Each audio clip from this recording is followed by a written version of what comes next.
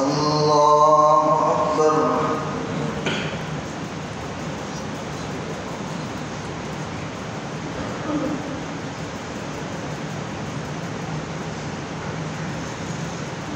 الحمد لله رب العالمين الرحمن الرحيم مالك يوم الدين إياك نعبد وإياك نستعين اهدنا الصراط المستقيم صراط الذين أنعمت عليهم غير المغضوب عليهم ولا الضالين.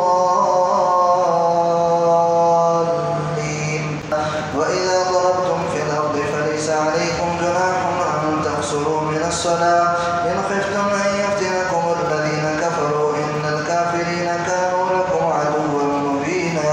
وإذا كنت فيهم فأقمت لهم الصلاة فلتقم طائفة منهم معك وليأخذوا أسلحتهم فإذا سجدوا فليكونوا من ورائكم ولتأت طائفة أخرى لم يصلوا فليصلوا معك وليأخذوا حذرهم وأسلحتهم ود الذين كفروا لو تغفلون عن أسلحتكم وأمتعتكم فيميلون عليكم ميلة واحدة ولا جناح عليكم إن كان بكم أذى من مطر أو كنتم مرضى أن تضعوا أسلحتكم وخذوا حذركم إن الله أعد للكافرين عذابا مهينا.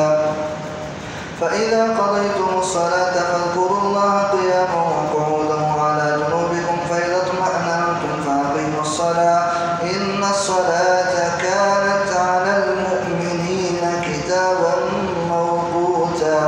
ولا تهنوا في ابتغاء القوم إن تكونوا تألمون فإنهم يألمون كما تألمون وترجون من الله ما لا يرجون وكان الله عليما حكيما.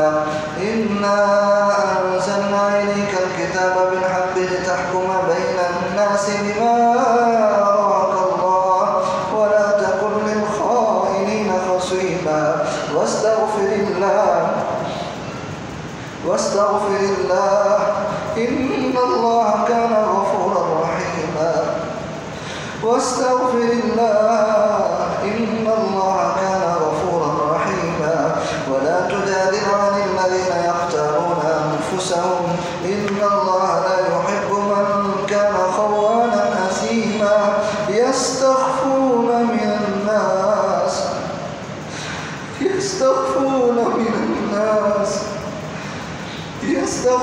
من الناس ولا يستخفون من الله وهو معهم إذ يبيتون ما لا يرضى من القول وكان الله بما يعملون محيطا. ها أنتم هؤلاء جادلتم عنهم في الحياة الدنيا ومن يجادل الله عنهم يوم القيامة من يكون عليهم وكيلا. ومن يعمل سوءا أو يظلم نفسه ثم يستغفر الله يجد الله غفورا رحيما. ومن يكسب إثما فإنما يكسبه على نفسه وكان الله عليما حكيما. ومن يكسب خطيئة أو إثما ثم يرمي به بريئا فقد احتمل بهتانا وإثما مبينا.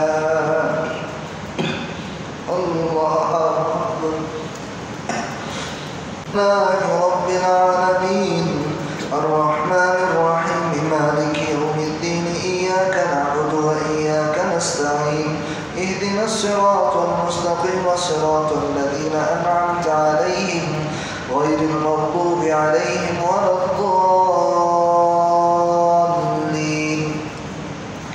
ولولا فضل الله عليك ورحمته لهمت طائفة منهم أن يضلوك وما يضلون إلا أنفسهم وما يضرونك من شيء وأنزل الله عليك الكتاب والحكمة وعلمك ما لم تكن تعلم وكان فضل الله عليك عظيما.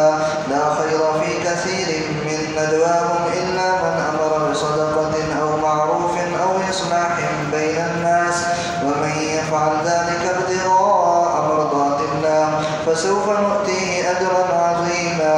ومن يشاقق الرسول من بعد ما تبين له الهدى ويتبع غير سبيل المؤمنين نوله ما تولى ونصله جهنم وساء